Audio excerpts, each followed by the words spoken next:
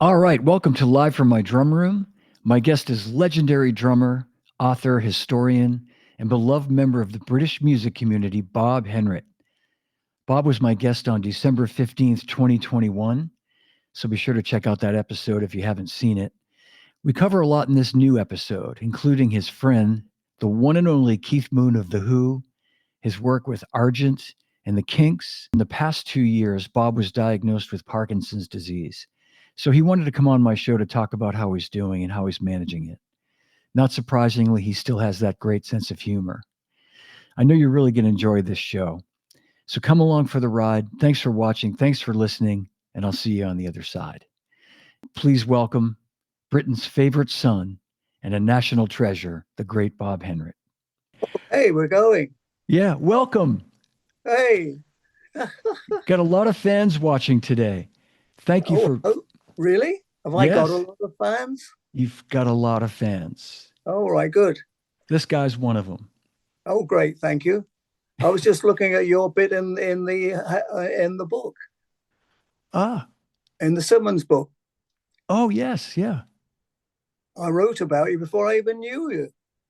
Well, I have to get a copy of that Simmons book. Yeah, someone else mentioned that too. Yeah, It's, it would yeah. look good on your wall. Well, maybe, I wonder if I could get a copy and somehow get it to you to sign it for me and then have you post it back to me or something if that's not too much trouble. Leave it with me. Okay, I'll work on it on my side too. Okie doke. Cool. Good to see you, Bob. You look great. You're a pretty ageless guy, I have to say, in all the years I've Flatterer, known you. smooth talker. Well, I have to tell you, I'm going to just share a story. We first met during my time at Zildjian, I think about 25 years ago at one of the get-togethers in London at John Henry's. Uh-huh. And I'm mentioning this because one of the guys watching the show right now, Bob Sidlowski, who later went on to be a writer for Modern Drummer, said he got great inspiration from you writing your reviews in International Musician back in the 70s, I think, right? Back in the day, yeah.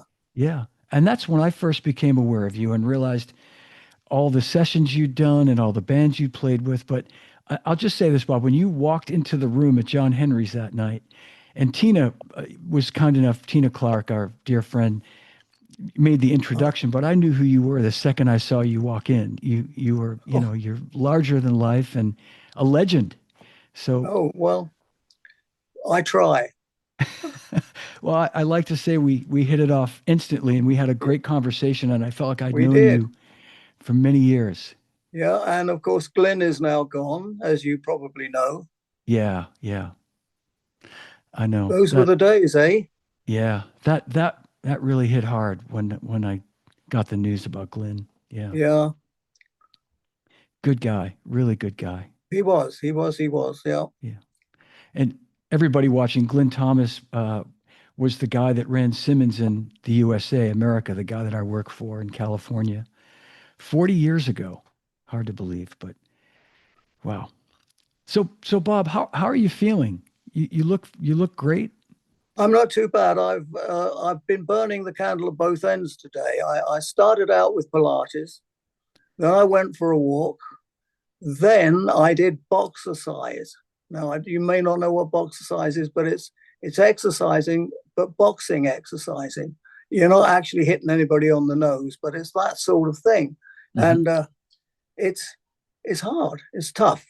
So I'm doing whatever I can really. And there's a lot of things that I can't do. I believe it or not, I can't ride a bike. I don't Wow. have the balance, and that balance or that lack of balance transmits to playing the drums. And I never knew that you needed to have balance to play the drums. You have to be balanced on what you're doing, and Hmm. I never knew that. And the other thing that I never knew before I knew what was wrong with me. If you look down at your hi hat next time you're playing, you'll find that it's doing stuff that you're not doing. It just sort of keeps going along with what's going on the bass drum. And what with me, I found that um, the hi hat was playing it was going up and down, and I was playing minim triplets. So if it went don't do do do do do, it went Now, it's a bit difficult to actually think, well, I'll do that, but it was just happening. It was part of the deal. So there's a few things. I can't swim. Can you believe that? I can't swim anymore. The Oh. kids threw me in the pool, and they had to dive in and rescue me. I mean, it's ridiculous, and there's lots of things that you can't do, but you Yeah. just have to get on with it. And I'm I'm getting ready for the Kinks convention, which Oh. is in November, so I better be ready. Oh, fantastic. That's in London somewhere? Yeah, it's with the Cast Off Kinks. You know about the Cast Off Kinks? It's guys who say they were in the Kinks and were sacked. Ray said no. Ray says nobody in the Kinks was ever sacked, but there's a whole gang of people who were. So bless him. So they're called the Cast Off Kinks, and everybody wants to see them because this is what tribute bands are all about. If you're not going to see the real thing, well, go and see something else. That's there's an Eagles band that are unbelievably good, Mm. unbelievably. And so, have you ever been in a tribute band? No. It's I've seen very many though. interesting. It's interesting because you're just being Ringo for the moment, or you're being Charlie, or you that's what you're doing, Hmm. and and it is great fun. And I don't know if you know, if you've obviously played in your life a few Rolling Stones tunes because that's what happens. Hey, let's do Brown Sugar or whatever. And what Charlie did is he never played the the fourth beat, so he would play. That was his hi hat, and everybody thought, why is he not going? He's going, Yeah. and it's because it doesn't sound like the Rolling Stones if you don't do that. So you have to play like Charlie to sound like Yeah. for the Rolling Stones to work. And I Yeah. mean, there's a lot of drummers, too many to mention, who drove the band and made it what it was. And I think that's a bit of a sign for what we're all trying to do. You know, we do want to be unique, of course, but we also want to be having fun. Yeah. Yeah. That's exactly. That's the key right there is having fun. And I want to read a couple of quick comments from people watching live right now. Um, Okay. yeah. Paul Warsop said, love All working with right. Bob at Arbiters. True I used to gentleman. work at Arbiter. Yeah. Yeah. Boy, Bob, you're such. I said this before the last time when you were on my show years ago. You're such a embedded part of the whole scene in London. Like I think of you as like your hands were in every part of the Yeah. pie back then. Yeah. Like I what a guess. Yeah. history. I just I didn't want to stop. I wanted to do as much as I could. I mean, I was one of the things I was going to America a lot when you and I met, and I thought, wouldn't it be great to have a drum shop like Manny's, or more specifically, like the one in Boston? What was it called? Oh, Jack's Drum Shop. Jack's, yeah. Yeah, And because they weren't just drum shops, they were places to hang out and places to meet drummers and places to be and places to feel good. And so I thought, why don't we do that in London? So we did, and Keith Moon wouldn't stop coming in. I heard. Yeah, you guys became good friends, right? I mean, We did, he's we really did. Yeah, he was dangerous, dangerous in as much as he could get me into trouble. And I'll do you a very quick Keith Moon story. We were in the West End of London, and we were walking along past a club called the Two Eyes, which of course isn't there anymore. But and everybody played at it, and we're walking by it. And next to the Two Eyes is the coffee shop. Now it's not a coffee shop that makes coffee; it's a coffee shop that makes or that sells coffee beans. So Mooney puts his hand down and takes two of these two of these packets of coffee, puts them in his pocket. And I said, Mooney, what are you doing that for? He said, I don't know, but there'll be something. So we walked on down to Leicester Square Tube Station, which is a very long tube. goes down and deeply into the ground. And Mooney, the light bulb went on in his head, and he got out the coffee beans and poured them down the middle of the up escalator and the down escalator. So now people are trying to come up from down below, and Mooney's I still can't. Anyway, so Mooney's coffee beans are bouncing down at the bottom, and it's the rush hour, and people are falling over them. And of course, Mooney, this is exactly what Mooney wanted. And people are falling over. And he just did it on a whim. But some of his whims were, you didn't want to be too close to them. Yeah. But we're not going to see his like again. No. We ain't. Although lots of people have tried to be him. I'm glad that. Yeah, you strike me as like you knew the limits. You knew how much of his shenanigans you could participate in before you went, okay, I'm going to get in trouble here if I do this. Yeah, exactly. But you couldn't escape from him. I mean, he'd come round to my house just down the road from where I'm now living at 3:00 in the morning. So he'd be coming back from a club. He'd be drunk, and he'd come round to my place, park outside, knock on the door and say, "Dear boy, what about a cup of tea?" And I would say, "Mooney, it's 3:00 in the morning." "Yes, but what about a cup of tea?" So we'd then sit there talking about bloody drums at 3:00 in the morning. And Wow. that was what he was like. Yeah. Oh, he tried to sell me, I'll stop after this, but he tried to sell me a whole car full of drums, snare drums. And he said, "These are for you, dear boy." And I said, "I can't take these, Keith." He said, "Yeah, dear boy, these are for you." Anyway, I didn't take them, and I then discovered they weren't his anyway. They were the Who's.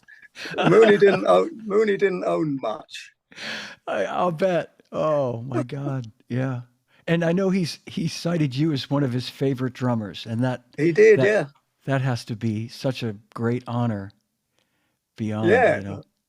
Or is it a cleft stick to hit me with? Oh, we can't talk to him. He's one of Mooney's favorite drummers. That's true. It could have meant you didn't work again in London, but obviously that didn't happen. So no, you kept on working. Can I read you a comment from our old friend? I think you know this man, Rick Drum, who worked for Remo for many years. Yeah, and he did. Vic, yeah, and he wanted to just say that, "Hi, Bob. I still remember our tennis match with Gary Mann about 40 years ago." Only 100 years ago. His knees still hurt. They do. We didn't go skiing together, though, but Gary Mann and I did go skiing once when we were at NAM, and we thought, "What should we do tomorrow? Let's go skiing," as you do. We went. What fun. I used to love NAM. NAM was just fantastic. You met everybody you knew, everybody you wanted to know. They were all there. And you met all of your favorites, and it was just great. Yeah. And of course, it's not quite the same anymore. Do you still go? I was up until COVID. I was going even after I'd left Zildjian. But you're right. It started to change even before that, and then with COVID, it really sort of, a lot of companies just sort of backed away, and some have gone back, some haven't. So I haven't gone since then in about 5 years. So yeah. But it was fun. It was something to look forward to at the end of the year, wasn't it? Yeah, besides it was. Christmas and New Year, of course. No, but yeah, exactly. No, it really was. There was a time when, like you say, it was such a great gathering spot for everybody, and there was, events at night. You could go and see bands and music, and lots of fun. Speaking of rice puddings, did you know Rick Drum was a circus drummer? I did know that. Yes, a good one too. I always marveled at that because it's something that I couldn't be. I don't think I could look up that high either. When the trapeze was going and sustain a roll. Yeah, but that's a hard job, though. I know. I mean, that's like you really got to be on it. Yeah. So you mentioned, are you playing? Are you still sitting behind the drums from time to time to play a little Yeah, bit? yes, I do. We moved, me and the lovely Ricky, and we came to where we used to live, believe it or not. And the big problem with Parkinson's is if you're not careful and you fall over, the next thing you know is you're in hospital while everything mends. Hmm. So stairs are very dangerous for guys with Parkinson's. So we were determined that we would get rid of the old place, which was huge and had a. I mean, I could have more drums there than you could have in a drum shop, and I did, of course. Anyway, so I it was obvious that we needed to have a lift if we could, elevator, Hmm. and we were looking for months, and eventually we found one. So we're not falling down the stairs anymore. But the problem with Parkinson's is that your balance goes, and I didn't realize that the balance was important for playing the drums. I'd never ever given that a thought, Hmm. and now I do know, and it's as far as playing is concerned, yes. I mean, I think the last time I played was with Russ Ballard. We did a roulette sort of get together, and the place was packed.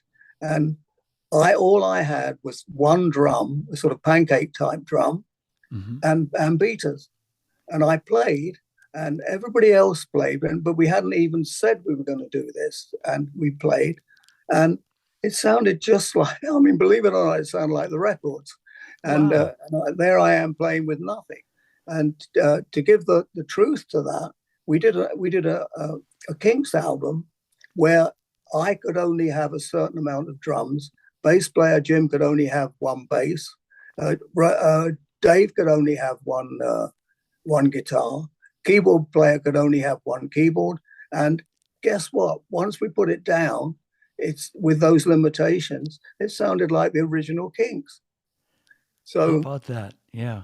and I mean, we were always amazed. Absolutely. Well, I'm still amazed by things that we've done, and of course, God's been on my side. You know, I've been blessed, as people say. I know it's a cliched thing, but I have been blessed, and so have you. And we were born in just the right period. Yeah. And if Yeah. we'd been any later, it wouldn't have been the right period. And if we'd been any earlier, we'd have been playing with Bill Haley. Yeah. Right. Exactly. No, yeah, I agree completely though, Bob. I say that often. I'm so glad that I was growing up at a time when I could enjoy all the music you were making, and it was such a big part of me being a drummer was listening to you and Charlie and Ringo and Mitch and all the guys, and Yeah. a But you great know, we time. stole it from you guys. We listened to Well, what you guys were doing and we got it wrong.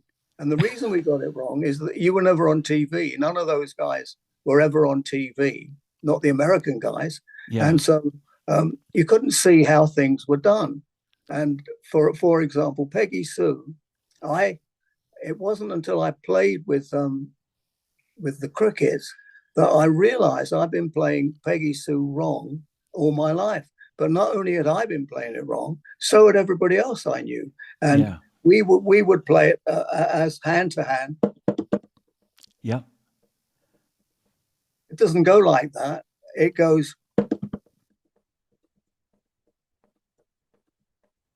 it's a paradiddle. Well, we most of us didn't know a paradiddle from well, whatever. We just didn't know what a paradiddle was, and so we never really got into it. Now, of course, I don't know about you. I'd rather play a paradiddle than anything else. Somehow, paradiddle works. But when we began, it wasn't something that we did. We never Yeah. knew we never knew it, and so we never had the opportunity to play it. Anyway, No, yeah, that's a great analogy because, you know, we all grew up at a time, well, I know many of us grew up at a time when, like you say, you couldn't see how things were done. You had to listen to it and figure it out. And yeah, sometimes you figured it out right, but sometimes you didn't. You heard it and it sounded a certain way. And like you say, then you realized later that what Jerry Allison was doing Yeah, yeah. was Well, then imperative. it came back to you guys. So Jerry Allison showed us. We send it back to America, to you guys, and you copied it. You copied what we were doing, which was wrong. And there were lots of things that we actually got wrong, but it was all part of life's rich pageant, of course. And it was great fun, and that's one of the things about drumming specifically is if you're not laughing, you might just be in the wrong occupation. Right, right. Well, speaking of chaps that make us laugh, our friend Dave Maddox is watching right now live and Hey, Dave. he says, love you both. And we love you Hey. back, Dave. So yeah, we do. Yeah, we all love you. Everybody loves Dave. Did you Everybody know loves he was Dave. in a dance band? I think I did know that. I think, Yeah, it was a. We all started off in rock and roll groups, and Dave was in proper employment in a dance band, weren't yeah. you, Dave? Oh man. Well, I was just going to say that I remember Louis Belson was a dear friend of mine, and I asked if you were still playing because I remember Louis was, when he was diagnosed with Parkinson's, was still playing quite a bit, Yeah. uh, but he was taking some medication, and I just, I just asked, if kind of how you were handling all that as far as, playing and keeping that part of your life going.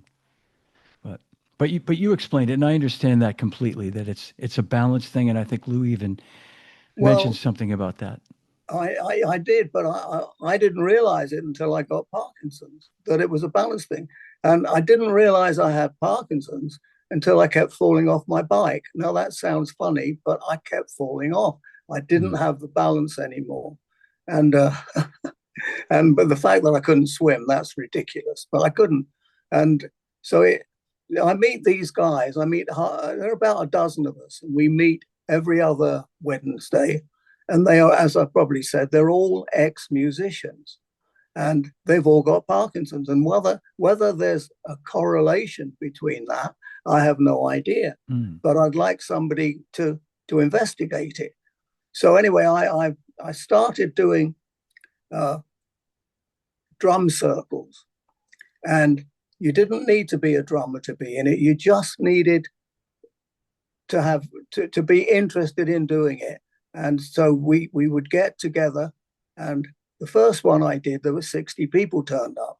We didn't have any drums. We all had plastic buckets, and I would dish out the drumsticks, and they would play on their plastic buckets. And to make it so they knew what they were doing, I told them a load of mnemonics. Like everybody now knows, I guess, flats in Dagenham. And so, and that was on most 60s or most 70s records anyway, flats in Dagenham. So they could all play flats in Dagenham, and I just had to shout flats in Dagenham, and they would do it. And there's another one which it's very interesting, this one for you, because it's the black cat whittles in the white cat's eye. And this was something that Dave Simmons had a load of guys working for him who, if they weren't working for Simmons, they would have been making guidance systems for missiles. They were Right. that bright. And, Yeah. Yeah. and so Dave thought that he ought to show them what the hell a drum was supposed to be capable of. So he made them learn the black cat whittles in the white cat's eye. Now that goes. It isn't not how it goes. It's got some doubles, it's got some lifts and everything. And so Dave, these guys didn't have lunch break. They had to sit there doing the black cat whittles in the white cat's eye. So I would tell the audience about black cat whittles in the white and shagabun and boom shagger and all the ones that we use, and they got it. They understood it, and halfway through we had a cup of coffee. It was great fun, and it is going to continue. Yeah. Uh, I well, I went to this sounds ridiculous. I went to a Christmas party for people with who were suffering from what I was suffering from, and we're all sitting. Well, we weren't. I walked into the room, and unfortunately, if you've got Parkinson's really badly, you have the shakes. Mhm. And I'd never seen a whole room full of people with that, and it taught me something that this is what you get, and you got to deal with it. So that's what I'm doing. Yeah. And when were you I remember you sending me a message a while back. When were you diagnosed with it, Bob? How long ago? Do you remember? It probably let's say 2 years ago. But the point about Parkinson's is nobody can tell you when it started. I see. You might think you knew when things began to go wrong, and maybe you're not playing as hard as you were, maybe you're not as angry as you were before, and you don't have the angst and so on. So where when it began, I have no idea, but I guess I knew there was something wrong. And when I kept falling off my bike, I And that realized yeah. there's something going on here. Yeah. And that's very interesting. Yeah. I wonder how many other people have had, and you probably know this from your sort of support group, how many From the people have gang, had yeah. like a similar incident where something that they could do easily, they couldn't do anymore. And that was did it make you then want to go see a neurologist, or did you go to your Oh doctor yeah, who well, then, all of the above, of course, that's what we did. But we mostly we sit and talk about it, and that's the important thing to talk about it. Mhm. These guys, believe it or not, these guys I didn't believe when I first met them. We were in a pub, and they were drinking. Now, what I have discovered with Parkinson's, if you want to fall over, have a drink because you will Yeah. eventually.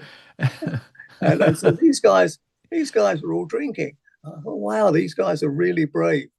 And I was still falling over by then. But I mean, it happens. It happens to all of us, and it is funny, but not if you get dragged off to the hospital and find you've broken something. Yeah. Because Yeah. at a certain age, not yours but mine, it's very easy to fall over and crack something. I mean, I have a cracked femur, believe it or not, and why am I telling you this? Anyway, I've got a cracked femur, and and there's nothing they can do about it. They can't tie it up. They can't do anything with it. They just leave it. It's like with ribs. They can't Mm. do anything with the rib if you break it anymore. Right. Right. It just, you have to just let it heal itself over time, basically. Well, yeah, I'm waiting. I, yeah, I understand. I Yeah. made myself laugh. Are you, I think of you as such a prolific writer. You've been involved in, like you said, the Simmons book, I think the Heyman book as well. Oh yeah, I'm on my 12th book. Okay. Yeah. I didn't think there was that much I could write about drums, but there is. And of course, there's one book that hasn't come out yet uh, because it's not finished, but it's about the 100 drummers of our time and what they taught us. So it's everybody that we knew or wanted to know, and it's better if it's better if I'm talking about somebody I know, because that's the way it should be. You know, Yeah. you can't look up somebody and then sort of well. Anyway, I decided that I was going to. This was for Mike Dolbear, and I wrote I got to 90 guys that I was talking about, and it's going to be a big book when it comes out, if it Great. comes out. But the Yeah. other thing that hasn't been done yet, and that's the book of the European drum, because there's far more to drums in Europe than anybody ever talks about. And of course, we talk about Trixon, and of course, we talk about Sonor, but there are so many other drum manufacturers on the other side of the Iron Curtain and so on. Yes. Yeah. And there's some So Italian and that's French drum one that's companies. Yeah. well, that one's in the offing. But Yeah. I've been writing travelogues for well ever since I was on the road. So when I got on the road in '61, I started writing travelogues, And I just wanted to scribble it down. And I thought one day I didn't have any kids, but I thought one day my kids are going to want to know where I've been because I Yeah. was never there. And you know, that's what happens. We were in Mallorca, and there was believe it or not, there was an aircraft carrier in the bay, and I was sitting there watching it, and this guy came along and said, "Can I sit next to you?" I said, "Sure." And it turned out he was the captain of the blinking aircraft carrier. Now, how many of those are you going to bump into? Wow. So he told me he was the captain. And I said, "So how long do you go away for?" He knew I was a musician. I said, how long do you go away for?" He said, 6 months.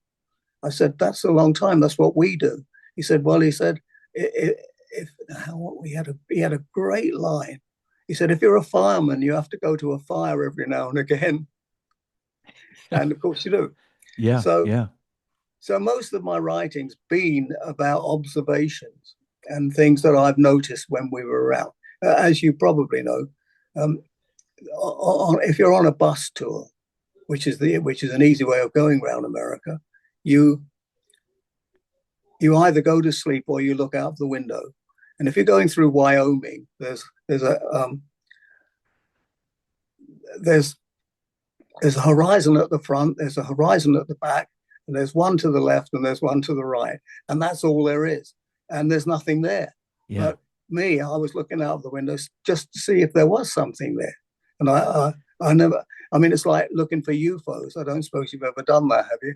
I have actually. Oh yeah. Yes. Well, I most musicians do, Yeah. because you're sitting in a bus or a van at stupid o'clock in the morning, and and you're looking for UFOs. Yeah. And have you seen a UFO? I haven't. No, I haven't. Well, I think I might have seen something, but there's so much stuff in the sky between like shooting Yeah. stars and things like that. But I will tell you, I don't want to detract from your story, but for many years, I was a big. Um, I joined an organization called MUFON, which is Mutual UFO Network here in the All States, right. and I was really big time into it, like following the sightings and things like that. So yeah. Did you have purple laces in your shoes? No, I didn't. That's supposed to be a sign. I can't remember, like the Guild of St. Christopher or something like that. And Dave Davies is in it. Ah, And I don't think I've actually seen. Are we going to get into trouble for all of this? no, no, Anyway, no. if there are UFOs out there, I haven't seen them yet. Yeah, me either. But I think they're out there, and Yeah. some people may think I'm crazy for thinking that, and that's fine. But I actually have no doubt in my mind that they're out there. No, I don't think you're crazy because of that. There are other things that you're crazy because of. Sure. Well, first of all, because you're a drummer, it comes Yeah. it comes with the territory. And I'm left-handed, as you can see. So Yeah, that yeah. There's that. You're sinister. I don't know if I said this since we've been on the air, but I know when we were doing our sound check off the air, I recently got these Heyman drums, and I wanted to All make sure I had them in full view while I had you on the show because I right, think and there they are. yeah, I think of you as a when I became aware of those drums way back in the day. I remember you being one of their guys and Ainsley Dunbar and Ainsley, yeah.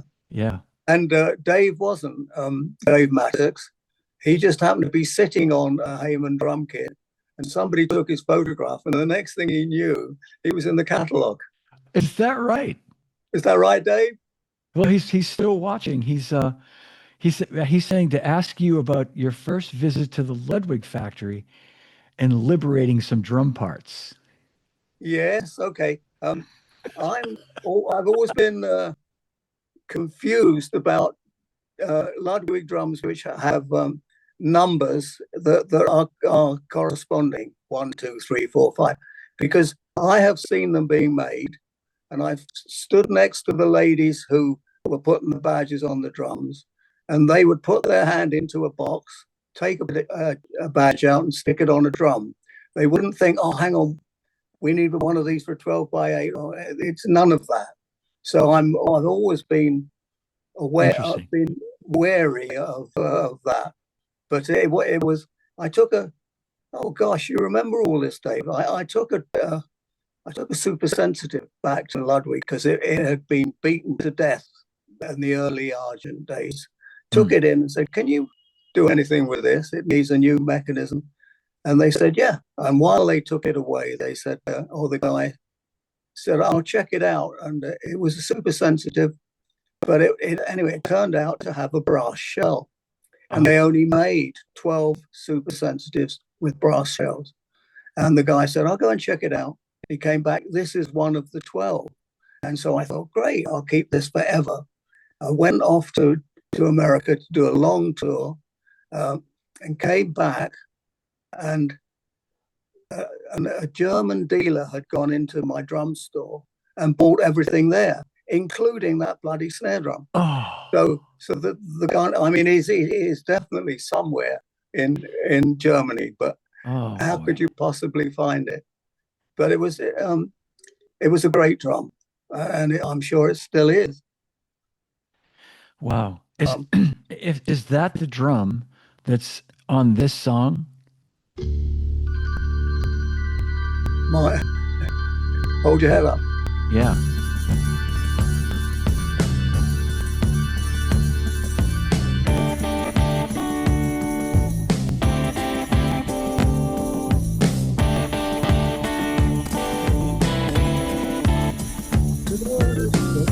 You'll hear Fats in Dagenham in a minute. Ah, okay.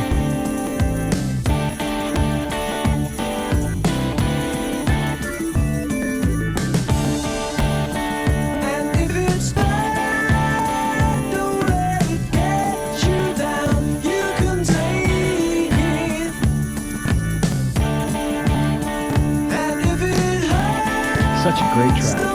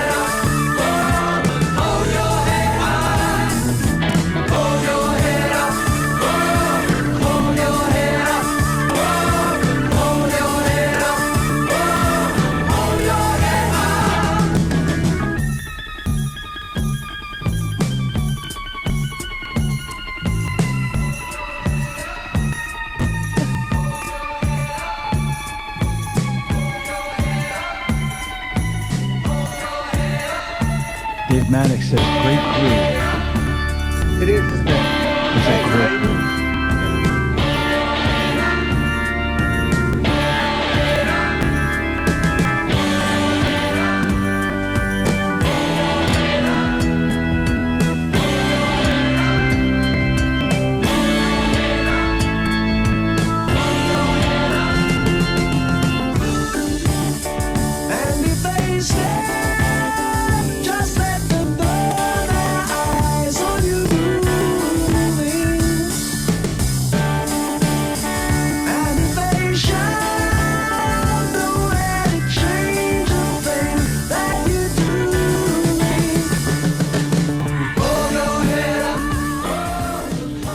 Yep. Those are the days. Yeah. Man, what I let's just talk about that for 1 second. I wanted to slide that in somewhere because that was my first exposure to your fabulous drumming. Oh, Not right. knowing it was you, but yeah, man.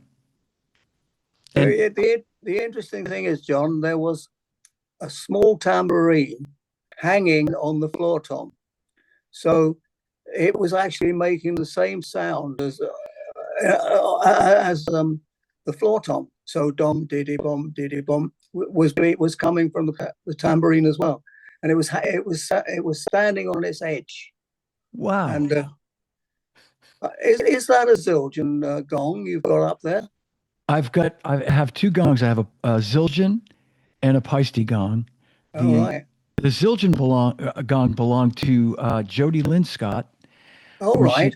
she was touring with the Who for Yep. Quadrophenia, and the Paiste gong belonged to my late father-in-law, Vic Firth. All right. Of course. Yeah, so that was a gift, and and that's signed by everybody in the Who except Keith Moon. All right. Yeah, You have Zach to had wait. everybody. Yeah, but yeah, I just it's such a so many people are commenting on how great that sounds and how it's one of those songs that when I hear it on the radio even today, it still sounds great. Like sonically, it's got a great drum sound. Yeah, it does. Yeah. I went to a premiere the other day. The Zombies have a film out, and it is very good. It's very, very good. And I went to the premiere the other day, and we everybody was there. Rod was there, Oh, and it was great. just fabulous. And Colin Blunstone was there, and he was having a birthday that very day. So he's now 80, and Rod is now 80, and I'm older than that. And Only by a little bit. Russell is coming up to 80. Who'd have thought? Yeah, I mean, and were you playing a Heyman kit for that recording? Do you remember? Do you remember what Oh, absolutely. I did. you I were? actually had a Gretsch kit that was used if I knew it didn't have to be bangy. And for me, the Heyman was bangy and without trying too hard. Whereas, I mean, if you wanted to have a contained sound, then in those days you had to have a Gretsch. Yeah, yeah. And so I Um, had one of those and one of a great many others. My my the house that we lived in Sin, me and the lovely Ricky, we we had 35 drum sets in the loft. wow. It was a detached house, fortunately, but I was always concerned that the loft was going to collapse and all Mm. the drums would come down into one of the bedrooms, hopefully without anybody sleeping in them. But that was without counting 55 blinking snare drums. Wow. God, Well, that's it was easy. When I was in the Kinks, it was very simple. I would find something, say, in a mum and pop shop, and I would eventually I'd buy it and send the road crew in, and the drum guys would go in and put it in a box. And the next time I saw it would be in London. perfect. Not everybody else has that luxury, of course. Yeah, yeah. I think the only other person I know that was doing that was our friend Charlie, who Oh, would do. Charlie. Yeah, he would do a similar process where he'd find something in the States, Steve Yeah, Maxwell or someone like that, and then yeah, send it to the warehouse. And yeah, yeah. Yeah, he got a load of Gretsch. No, he got a load of ancient foot pedals from me, hi hats and things, because he was a Gretsch collector, and I ended up with all these very early Gretsch stands, and I'm sure they wouldn't have done the job in the same way that other manufacturers equally wouldn't have done the job. yeah, yeah. And if they could let you down, they would. Absolutely. Well, so Bob, I'm going to just, since I have you here, I'm going to ask you this. Talking about Heyman, were you involved with Arbiter as far as, sort of getting the drums off the ground? Were you kind of there Well, at that? you mean the Arbiter AT? Yes. Absolutely, yeah. It Or I meant with Arbiter was the guy that started the Heyman drums, right? Ivor Yes, yeah. Arbiter. Yeah. But Yeah. there were other drums before that, of course. Ah, But right. Okay. Ivor had the vision and the money, of course, because you don't just start out and think I'm going to make a drum kit. You know, there's a lot of work to be done, Yeah. and the work was done certainly with the Arbiter AT. And with the single screw tuning, I could never work out why it wasn't ridiculously successful. Because who wants to just to have 12 tuners when you can have one? Right. Right. and but drummers are conservative with a small C, and they didn't want them for some reason. But I thought the idea was great, Yeah, yeah. as Yeah, as was the flats were great too. And then when traps came along, they were successful as well. I think they were all born from not wanting to carry drums anymore if I could help it. yeah. And I I wasn't for, the only one. yeah. No, I forgot he had a lot of, many forays into the drum world. Yeah. Ivor Arbiter. Yeah, Well, man. there's What a a book out which is called Crash Bang Wallop, and it's about Ivor. It's available from all good bookshops. I'm okay. told. I regret. I think I had the opportunity to meet him a couple of different times at in Frankfurt or maybe a NAMM show, and I regret that I never went over and said hello to him because he's such a fascinating. His history is so fascinating to me. Absolutely, yes. Yeah, And and he yours. wasn't a drummer. He was I think he was a trumpet player, and he could just about play "Twinkle Twinkle Little Star" on the trumpet. Yeah, He was sent to America uh, during the war to escape from all of the what was going on, the Blitz and so on, and he that was the beginning of him making drums. yeah, And yeah. Well, I'm going to read you a nice comment from Andrew Pennington. I just want to read a couple of really nice things that people are saying. Uh, Andrew says, "Hello, Bob. It was great to see you last year in Waltham Cross. oh yes, I loved your work with the Kinks and sat in on the To the Bone recording at Conk. You were behind the glass on the kit. Cheers, Andy in New York." all right. All Thanks, right. Andy. Yeah. And Maddie Roberts is watching and says hello. All right. Good old Hi, Maddie. Matty. Yeah. He's a good man. And Yard, our friend Yard Gavrilovich. Yeah. Yeah. So, Is you've this got, Yardsy boy watching it? yeah, he's watching. Yardsy. Oh, hi, Yardsy. Yeah. But as I said I don't know if you heard my introduction, but you're the favorite son. You're Britain's favorite son.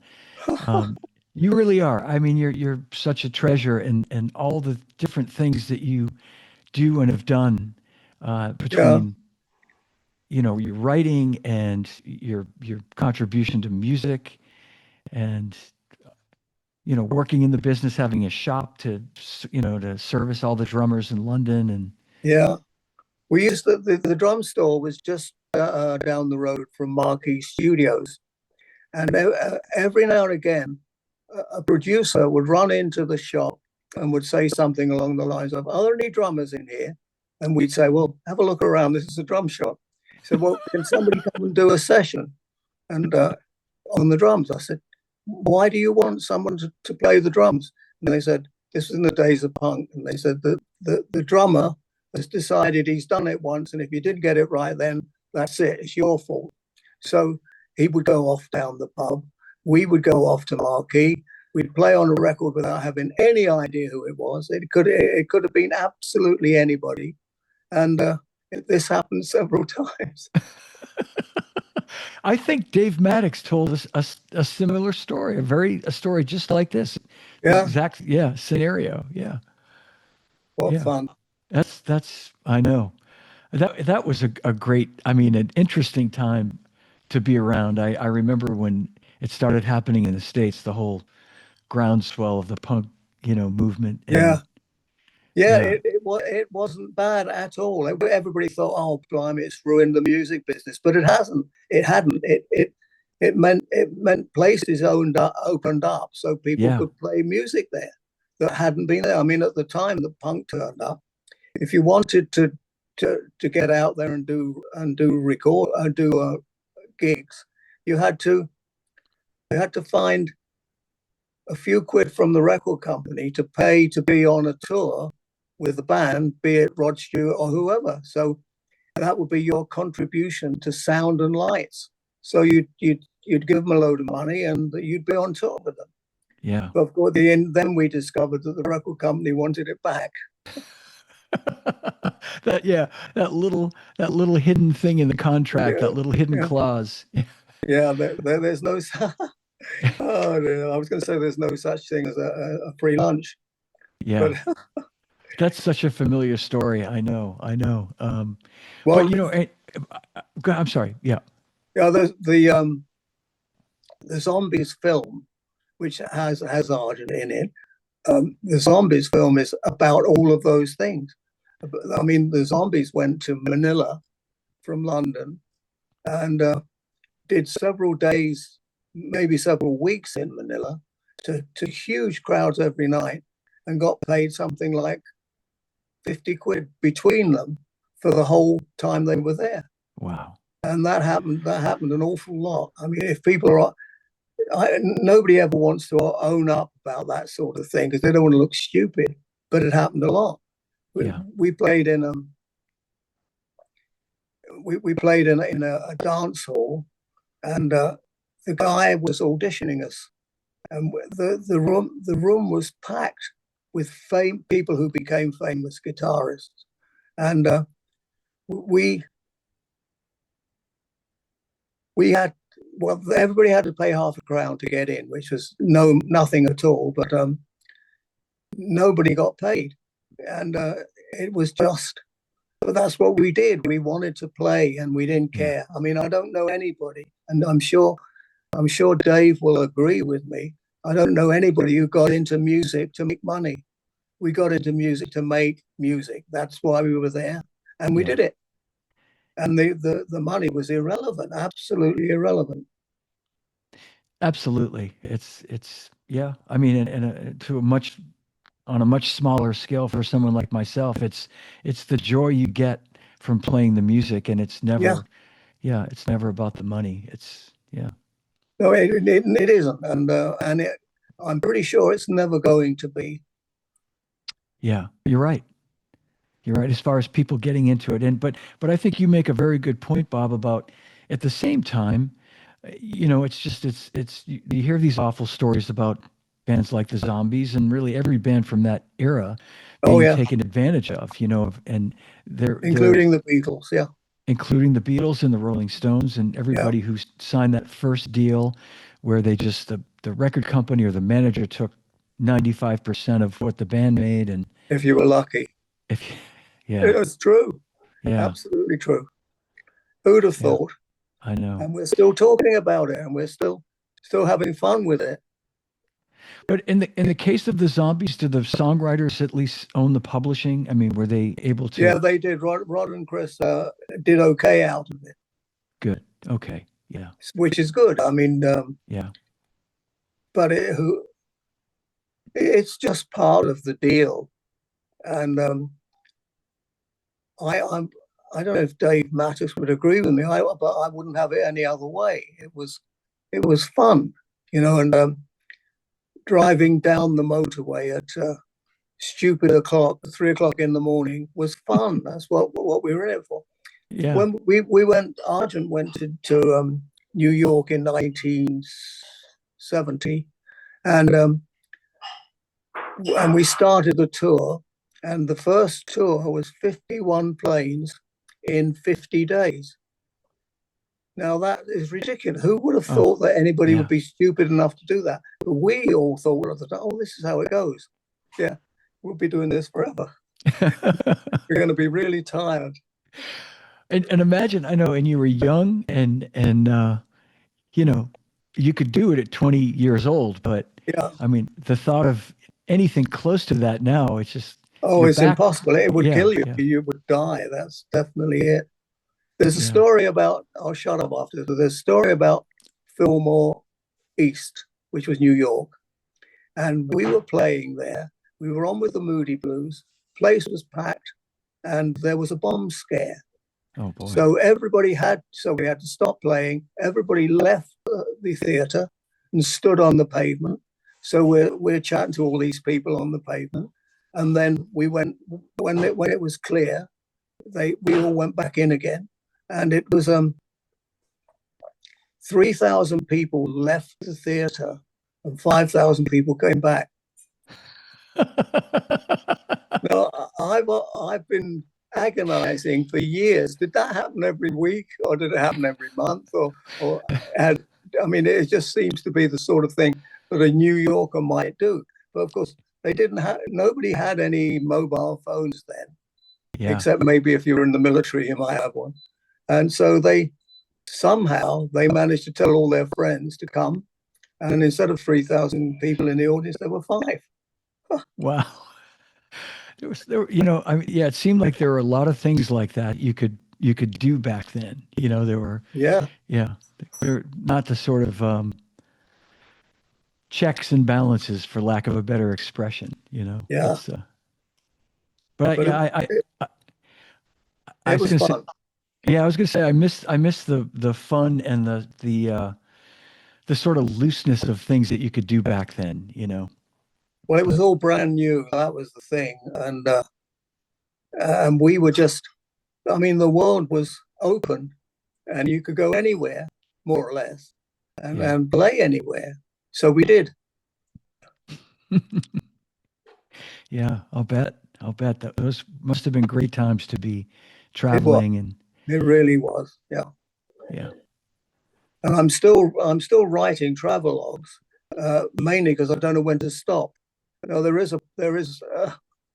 an opportune moment to stop, but I don't want to think about that. But So are you going to publish them in one book? Are you thinking you'll do that yeah, or? one of them is called On the Road Again, after Kerouac. Yeah. The other one is called Have You Come Far? And that's touring the world with the family, my kids and my wife. And if you were to bump into Her Majesty the Queen walking down the road in Windsor, and she came over to talk to you, she would say, "Have you come far?" Now you can't say "Have you come far?" without sounding like the Queen. It's impossible. Have you come far? So the Queen would ask you if you'd come far. And by the time you realised the Queen was talking to you, and that was the Queen, she would have moved on to somebody else, the guy next to you, and would say, "Have you come far?" And so anyway, so one of the books is called "Have You Come Far?" Oh, that's great. I have a crazy segue to a Queen story, if you'll let me tell it. Go on then. Okay, and this is true. To the best of my knowledge, what I'm about to tell you is 100% accurate. Now, this would have been, oh gosh, this had to be 20 years ago. I was staying in Windsor. I'd been there to do Oh, one of our little oh, to Zildjian. Zildjian, of course. Yeah. Yeah, yep. And I was staying at the Windsor Castle Hotel, right Oh, yeah. across from the castle Yeah. itself, right there in the main road. And at the end of the road, so if you're facing the castle from the hotel to the right, it takes you over to it takes you toward Ascot, I think. And Oh, yes, yes. but Yeah. but you know how there's a park at the end of that road. There's like a it's behind the castle. It's like the long walk, they call it, or the Oh, long yes, road. yes. Yeah. Yeah. So I would go running down there. I would go for a jog down there in the morning. And one Sunday morning, I got up. It was a beautiful day in March. And I went for a jog down the road. And I'd done this, many times when I'd gone and stayed in Windsor. And on this particular day, I went, I think it was a mile or something down to the end where there's a fence and then you come back up again. And it's a gravel road. And so I'm on my way back now, and I hear a car coming behind me, and I can hear it on the gravel road. And it sounds like it's coming faster and faster. So I kind of move over to my left, and a black Audi station wagon goes flying by me and kicks up gravel, because it was at such a high rate of speed. And it looked like a woman was behind the wheel driving it, and another person in the front seat. And I heard all these people were up, they're out for a walk, and they were on their mobile phone saying, "I just saw the Queen. I just saw the Queen." And I stopped and said to someone, "Was that the Queen driving that car?" And they said, "Yes, that was the Queen." So I almost got run over by the Queen. And it was Mothering Day. It was All Mother's right. Day, and yeah.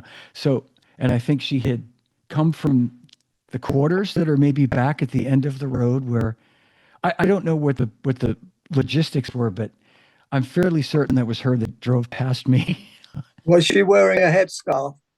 I think she was wearing a hat. I couldn't All really see if right. she's wearing a headscarf. It looked like a woman behind the wheel wearing a hat. But again, this is 20 years ago, and it was a Yeah. black Audi wagon. I remember that. And it was going Wonderful. really fast. If the Queen, this is on the same subject, but if the Queen decided she'd had enough of one of her subjects who wouldn't leave her alone while she was walking, she would transfer her shoulder bag from one shoulder to the other. And all the minions and all the minders would see this and they'd steer the person who was driving the Queen mad away from the Queen. And all she had to do was put her bag on the other shoulder. I love that. That was the signal. Yeah, that was it. Oh, Bless her. yeah, great. I told Tina that story later that day. I think I called her and said, and I think I had read or someone had said to me that and I think even seeing some of the documentaries that she liked to drive. She preferred to Yes, you did. Yeah, yeah, not be driven, but to drive herself. Yeah. yeah. So it's my one almost meeting with the Queen. So Yeah, very close. close call. Yeah. I could have got run over. Yeah. I was run over by the Queen. Yeah. Serves me right for running, on a road maybe I shouldn't have been on, but anyway, All right, yeah. it was a fun day, fun adventure. But Bob, it's so good to chat with you, and I so appreciate you wanting to Thank you. talk about this and Yeah. share your situation, your experience. Well, as far as Parkinson's is concerned, um, it, it's in its early days with me, and Yeah. but it's not getting it. People are still contracting the disease, and it's still out there, and it really does. I mean, when they told me I had Parkinson's, they actually said, so how do you feel now? And I didn't know what to say. I said, well, nobody's ever told me I had a life-changing disease before, so I'm not sure how I should feel. Mm. And anyway, that was several years ago, and I'm just getting on with it, really. But while I could still write, I can still do that, and I'll be at the King's Convention. Well, that's great. That's I'll be great. the one at the back, the drummer. Of course, That's where we are. where they We put know our us. Yeah. place. Oh. Know your place, you drummer. But it's great you're continuing to do all the things that you do. I think that's so great. I'm not Yeah, well, surprised. thank you. I'm doing my best, but we've now moved, the lovely Ricky and I, to an apartment, which means we have a lift, and so it's not quite so bad. But Yeah, good. for me, these guys that I meet, the musicians who with the Parkinson's, and they all still drink, and I'm in admiration that they're not frightened. I'm really frightened of having a beer because I'm going to fall over. Yeah, Then yeah. I'm going to end up in hospital. We That's don't the want that. that's the smart way to do it. Yeah, Yeah. yeah. So I'm teetotal now, That's except okay. maybe tonight. No, I'm only kidding. Well, I'm going to have you back. Maybe when I don't know when your next book is going to be out, but I'll stay in touch, and I would love Okay, to yeah, have you please back do. when I we know where do. you live. Fair enough. Okay. All So, right. well, Well, thanks for having me, and enjoy your holiday. thank you. And Thank you. don't know how we do this. Can we do this? Yeah, we can. Yes. All right. Thank you Okay. so much, Bob. Everybody, thank you for watching, and a big hand for the great, legendary Bob Henrit. Just Britain's favorite son, beloved national treasure. Absolutely. Okay. Yes. Well, thanks for that. Can you put that in writing, please? I will put that in writing. Indeed, I will put that in National writing. treasure. All right. Well, Okay. hang with me for 1 second, Bob. I'll end the stream and we'll say goodbye in the room. But thanks for watching, everybody, and we'll see y'all real soon. Big hand for Bob. All right, that's my show. If you enjoyed it, give it a like, leave me a comment, and please subscribe to my YouTube channel. You can also download the podcast on all podcast platforms. And I'm excited to tell you that Live from My Drum Room has been ranked #1 best drum podcast for the second straight year. So thank you all for your support. I really appreciate it. And I want to invite you to check out livefrommydrumroom.com, my website, for upcoming shows and also for information on ordering Live from My Drum Room merchandise, t-shirts and hoodies. 100% of the proceeds go toward a scholarship I've created with the Percussive Arts Society. There's also information on ordering merchandise in the show notes. And you can email or text me at livefrommydrumroom@gmail.com. So remember, no drummers are harmed on any show. And drummers, when in doubt, leave it out. Thanks for watching. Thanks for listening. And I'll see you again real soon.